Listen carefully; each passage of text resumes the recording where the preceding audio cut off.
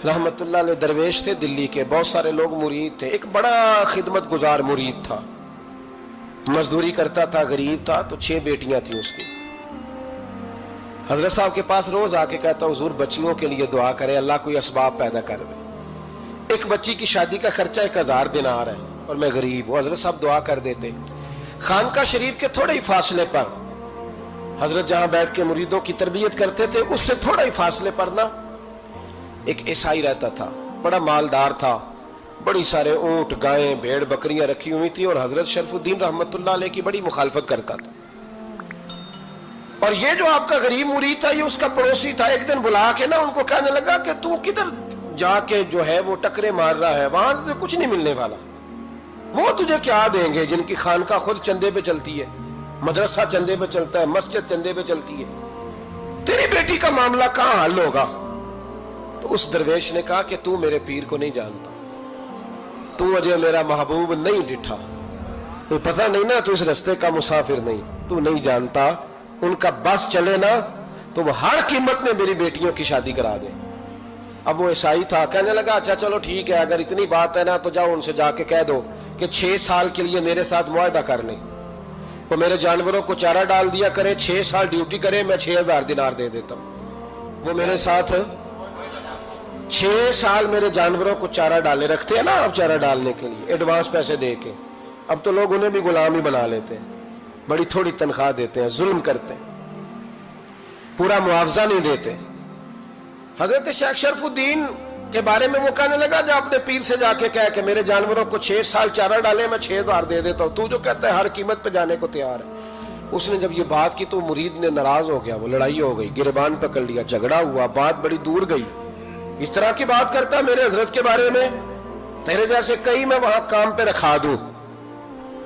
जब वो बड़ी बहस हुई, बात मोहल्ले में, इलाके में फैल गई, दुनिया ने सुन ली, तो शेख शरफुद्दीन तक भी पहुंच गई। इस तरह झगड़ा हुआ है। लोग सो गए इशा की नमाज के बाद। हजरत साहब ने ना सर पे कपड़ा लिया, उस ईसाई के दरवाजे पे दस्तक दी, वो बाहर आया, फरमाने लगे लोग तो सोच समझ के मुलाजम रखते हैं, तूने भी तो सोच ही लिया होगा, तभी तो मुझे ऑफर की है। तू अपनी ऑफर पे कायम है? वाकई मुझे रख लेगा और 6000 दिनार दे देगा? कहने लगा जा बाबा काम कर अपना। फरमाया नहीं, तूने इतने लोगों में बात की, इतनी बहस हुई, तो कायम है? कहने लगा मैं तो कायम हूं, पर आपने नहीं कायम रहना। फरमाया मैं सोच समझ के आया हूं। उसने कहा आप ड्यूटी करेंगे, भैंसों को चारा डालेंगे? फरमाया एक शर्त, बस जब अजान हो जाए ना तो मुझे रब की नमाज पढ़ने की इजाजत दे देना, बाकी सुबह शाम जो तू कहेगा। अगर उस गरीब की बेटियां ब्याही जाए तो मुझे और क्या चाहिए? उसकी 6 बेटियों का बोझ है उसके सर पे, तू मुझे रख ले। अल्लाह अकबर। वो कहने लगा चले पे मेरे साथ खते बंदगी कर ले। आजकल हम स्टाम्प करते हैं, उस जमाने में खते बंदगी होता था, गुलामी का खत, काजी शहर के पास, यानी उसका ख्याल था कि चलो स्टाम्प की बात करूंगा तो भाग जाएंगे। फरमाया चल मैं तैयार हूं। काजी तक गए, तय हो गया, 6000 दिनार दे दिए। हजरत ने मुरीद को बुलाया, फरमाया पुत्र ये ले जा मेरी बेटियों को रवाना कर दे। कहने लगा हुजूर ये क्या कर रहे हो आप, कुछ सोचे? फरमाया यार जब तुझे बेटा बना लिया तो फिर मेरी पोतियां तो लगती हैं ना, मेरा हक तो बनता है ना, जा जाके ड्यूटी कर, उनको ब्याह दे। बात फैल गई, बादशाह भी अकीदतमंद था, वो 12000 दिनार लेके पहुंचा। क्या बताऊं इन रब के बंदों का दिल कैसा होता है, क्या दर्द होता है, क्या रंग। 12000 दिनार लेके बादशाह आया और आके हजरत को पेश किए, का हुजूर आप दें इस ईसाई को, डबल दें और जाए काम करें। आप फरमाने लगे तू पैसे दे, शर्तें ना लगा, मेरा जहां दिल करेगा मैं खर्च करूंगा, मुझे तो मजा ही अब आने लगा है, अभी तो लुत्फ आ रहा है, अभी तो जायका आया है कुछ करने का, पैसे देने हैं तो दे, पाबंदी ना लगा, जहां मेरा दिल करेगा मैं। उसने कहा हुजूर ठीक है रख ले। हजरत ने फजर मस्जिद में पढ़ी, जेब में 12000 दिनार थे, ऐलान फरमाया भी किसी और की बेटी भी बैठी है तो पैसे मेरे पास है। वो 12000 दिनार भी बांट दिया, और 12000 दिनार बांट के ना तो फिर चले गए खेत में चारा काटने। उस ईसाई को किसी ने बतलाया कि उनके पास तो 12000 आया है, पर तुझसे जान नहीं छुड़ाई उन्होंने, कि वादा ये हुआ था कि 6 देंगे तो जाएंगे, जब तक देंगे नहीं तेरे घर में काम करेंगे। वो ना चारा काट रहे थे, हजरत साहब तो वहां पहुंच गया, दूर जाके खड़ा हो गया, कहने लगा बाबा پہلے تو میں نے مسلمانوں کے اخلاق سنے تھے، اب تو میں نے دیکھ بھی لیے، پر یہ بتا جب 12,000 آیا تھا جان کیوں نہیں چھڑائی؟ تو حضرت چارہ کاٹتے کاٹتے رو پڑے، فرمانے لگے تو نہیں نہ جانتا یہ بیٹیاں سانجی ہوتی ہیں، پتہ نہیں نا؟ میرے رسول پاک نے تو حاتم تائی کی بیٹی کے سر پہ کپڑا رکھ کے کہا تھا بیٹیاں برابر ہوتی ہیں، تو یہ نہیں پتا جب اس کی 6 بیٹیوں کی شادی ہوئی ہے میرے اندر روحانیت کتنی بڑی ہے۔ فرمایا پھر 12,000 آیا ہے تو 2-4 بچیاں پھر گئی ہیں، تو یہ نہیں پتا میں اندر سے راضی کتنا ہوں، میں تیری نوکری کرتا رہوں گا، پتہ نہیں اللہ کتنی بیٹیوں کو بیاہ دے گا۔ اتنا رویا وہ عیسائی کے پیروں میں بیٹھ گیا، کہنے لگا بابا میں نے تیری مخالفت کی ہے پر تیرے قریب آ کے پتہ چلا ہے کہ تو بہت اونچے اخلاق کا مالک ہے، اور اگر تیرا یہ مقام ہے تو تجھے اخلاق سکھانے والے محمد عربی کی شان کتنی ہوگی۔ ظالم کی بولیے جاتے نہیں لوگ جھوٹے گواہ بن کے، وکیل صاحب کو نہیں پتا ہوتا کہ یہ بندہ مجرم ہے جو میرے پاس آیا، کیا مجرموں کے وکیل نہیں ہوتے؟ بولے تو اس کو پتہ نہیں ہوتا وکیل صاحب کو کہ یہ صاحب مجرم ہے، میرے پاس مقدمہ لے کے آئے، اور اگر بے ادبی نہ ہو جائے تو میرا خیال ہے قاضی عدالت کو بھی پتہ ہوتا ہے کہ مجرم کون ہے اور مظلوم۔ میرے نبی پاک صلی اللہ علیہ وسلم نے اس قدر زیادہ سختی فرمائی اس مسئلے میں، فرمایا جس کو پتا تھا کہ فلاں آدمی ظالم ہے، ظلم کر رہا، پھر وہ ظالم کا گواہ بنا یا اس نے ظالم کی مدد کی، کتنی کی؟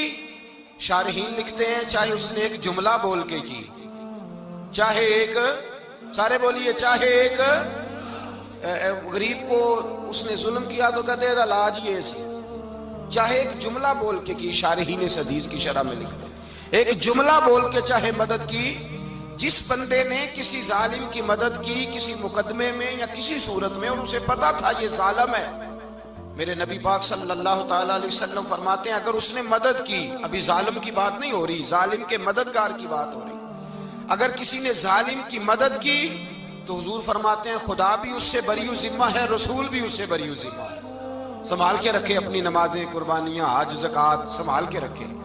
اگر ظالموں کا مددگار ہے، الیکشن آ لینے دے، آپ کو نظر آ جائے گا کون کون ظالموں کا مددگار ہے، نظر آ جائے گا۔ اپنی جیب سے لوگ پیسے دے کے ظالموں کی مدد کریں گے، ان کے فلیکس چھپوائیں گے، بورڈ لگوائیں گے، جیبوں سے پیسے دے کے۔ ہم نے خود آگ لگائی ہے چمن میں اپنے، بے سبب گردشی ایام کو الزام نہ دو، ہم نے خود نور کا ظلمت سے کیا ہے سودا، کر کے توہین سحر شام کو الزام نہ دو۔ ظالموں کے مددگار میدان میں آ گئے، یہ چھوٹا لفظ نہیں، میرے حبیب پاک صلی اللہ علیہ وسلم نے فرمایا جو ظالم کا مددگار ہے سن لے جو سجن کے ساتھ کچہری جاتا ہے، وہ یاد رکھے جو دوست کا گواہ بنتا ہے، وہ یاد رکھے جو کہتا ہے میں مانگی گیا تھا، مجھے بلایا گیا تھا قبضہ چھڑانے کے لیے کسی غریب بیوہ کی جائیداد پہ، کب وہ سن لے تو مدد کر کے نہیں آیا، تو خدا کے ذمے سے نکل گیا ہے۔ رسول پاک نے فرمایا تیرا میرا تعلق ختم ہو گیا، تو ظالم کا مددگار ہو گیا، پھر تو کہتا میں بے چین ہوں، میں بے قرار ہوں، میں آزمائش کا شکار ہوں، پلٹ کے دیکھ تو صحیح تیرا گناہ کتنا بڑا ہے۔ میرے نبی پاک صلی اللہ علیہ وسلم کا ایک اور فرمان سن لیں، ابن ماجہ ابو داؤد میں موجود ہے، اس حدیث کو آپ نے یاد کر لینا ہے، کر لیں گے انشاءاللہ، سارے کہیے انشاءاللہ، کر لیں گے یاد۔ حضور صلی اللہ علیہ وسلم نے فرمایا اگر تو ظالم کی مدد کرے گا نا، یہ لفظ دل کی تختی پہ لکھ لینا، یہ مکافات عمل ہے، مکافات عمل دنیا، ادھر کرو گے تو ادھر بھرو گے۔ فرمایا اگر تو کسی ظالم کی مدد کرے گا، سن لے حضور کا فرمان ہے، اگر تو ابن ماجہ ابو داؤد سیاہ میں موجود ہے، فرمایا اگر تو کسی ظالم کی مدد کرے گا تو رب تعالیٰ مرنے سے پہلے تیرے اوپر بھی ظالم کو مسلط کر دے گا، تیرے اوپر بھی ایک دفعہ ظلم ضرور ہوگا اگر تو ظالم کی، وہ کسی صورت میں بھی ہو سکتا ہے، کسی صورت میں بھی تیرا بیٹا ہی اٹھ کے ظلم کر دے گا، تو الجھ جائے گا، کسی نہ کسی جگہ تیرے لیے تباہی کا سامان ہوگا، تیرے اوپر ظلم ہوگا، اس لیے کہ تو ظالموں کا مددگار ہے۔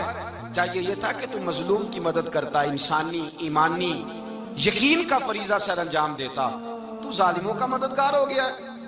ٹٹول کے دیکھ لیں، رزلٹ نکال کے دیکھ لیں، ہمارے زمانے میں ظالموں کے مددگار زیادہ ہیں، اتنی لمبی زبانیں نکال کے ظالموں کی مدد کرتے ہیں، بڑے بڑے کالم نویس اللہ نے انہیں قدرت دی لکھنے کی، تو اپنا قلم ظالموں کی مدد میں خرچ کرتے ہیں۔ وہ لوگ جن کو اللہ تبارک و تعالیٰ نے قدرت دی، ہمت دی، طاقت دی، کچھ لوگ ان کے حلقہ احباب میں، وہ اپنے لوگوں کو استعمال کر کے ظالموں کی مدد کرتے ہیں، ظالموں کی مدد کرتے ہیں۔ میرے نبی کریم سید عالم نور مجسم صلی اللہ علیہ وسلم نے فرمایا، اگر تو نے ظالم کی مدد کی تو جب تک تو توبہ نہیں کرے گا رب تجھ سے ناراض ہی رہے گا۔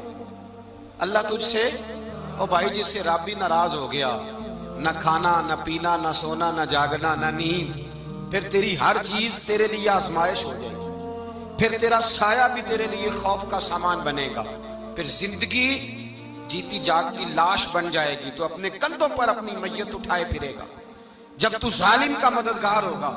اور نبی پاک صلی اللہ علیہ وسلم نے فرمایا ظالموں کا مددگار بھی ظالم ہوتا ہے، ظالموں کا مددگار بھی، سارے بولے ظالموں کا مددگار بھی نہیں، کو نہیں، آپ سارے نہیں بولے، ایک دفعہ بولے ظالموں کا مددگار بھی، پکی بات ہے، ظالموں کا مددگار بھی۔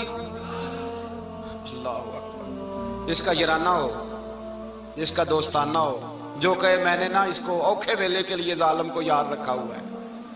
کبھی مشکل میں رکھے نہیں ہوئے لوگوں نے ظالم دوست، کہتے میں نے رکھے ہوئے ہیں، بلکہ ہمارے دیہات میں تو کہتے ہیں میں نے بازو بنائے ہوئے ہیں۔ کس کو بازو بنا لیا؟ ظالم بھی کبھی بازو ہوتا ہے، جو ظلم کی تلوار لیے میدان میں کھڑا ہے۔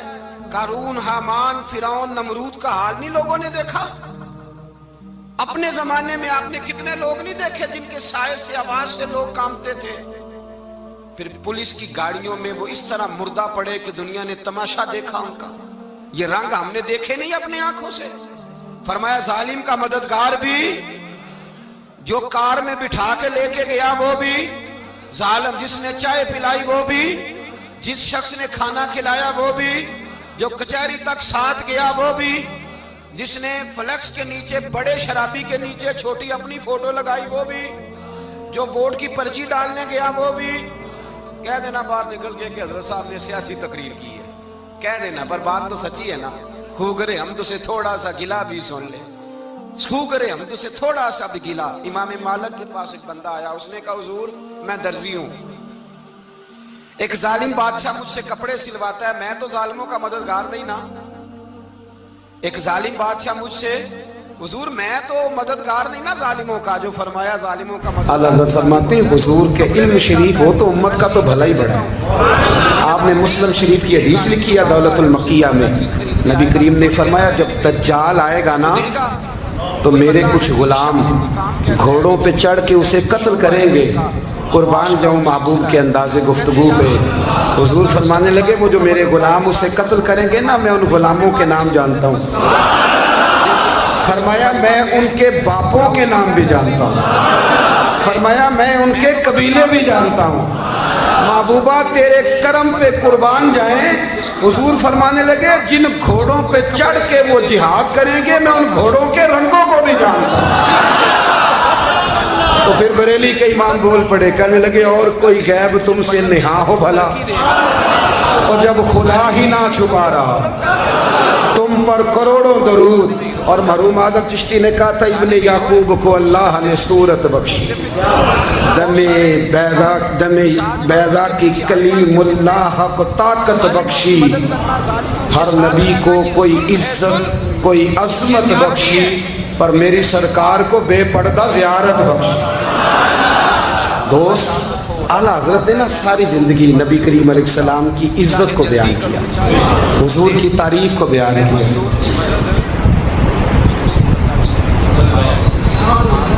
چودھری صاحب کی جو بندہ تعریف کرتا ہے نا، چودھری صاحب کی، چلے چودھری کو رہنے دیتے ہیں، اوپر چلتے ہیں۔ جو پارٹی کے صدر کی وزیر اعظم کی تعریف کرتا ہے وہ منسٹر بن جاتا ہے۔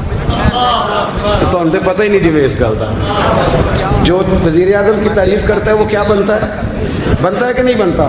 جو زیادہ اچھی تعریف کرے وزارت بڑی۔ او بھائی بڑے کمزور نہیں وہ لوگ جو حضور کی تعریف کر کے 20-25 ہزار مانگتے، بڑے کمزور نہیں۔ اور وزیر اعظم کی تعریف کرنے والا منسٹر بن جاتا ہے، محمد عربی کی تعریف کرنے والا اعلیٰ حضرت بریلوی بن جاتا ہے، نبی کریم کی تعریف کرنے والا فاضل بریلوی بنتا ہے۔